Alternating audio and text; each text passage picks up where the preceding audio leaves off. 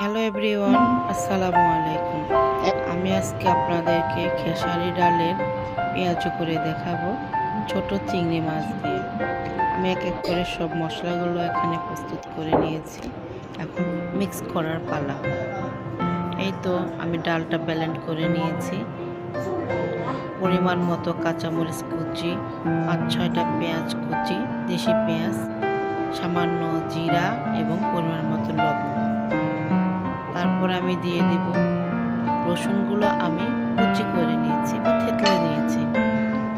আপনারা এই ছোট চিংড়ি মাছগুলো আগে সবগুলো মশলা দিয়ে ডালটা মিক্স করার পরেও দিতে পারেন এবং একসঙ্গেও দিতে পারেন। তবে অবশ্যই সাবধানতাভাবে মিক্স করবেন, কারণ ওই চিংড়ি মাছের শুঁড়গুলো ফুটে যেতে পারে। আমি এইভাবে কিছুক্ষণ মিক্স করে নিয়ে রেস্টে রেখে দেব, কারণ মশলাগুলো যাতে ভালোভাবে মিশে যায়। এইভাবে তেলটা গরম করে নিয়ে আমি আস্তে আস্তে পেঁয়াজ সেট করে কড়াইয়ের মধ্যে এক এক করে দিয়ে দিচ্ছি। একটু সময় নিয়ে করতে হবে, একদম হাই হিটে রাখা যাবে না, মিডিয়াম থেকেও একটু লো হিটে রাখতে হবে। এই তো আমি এক এক করে সব দিয়ে দিব।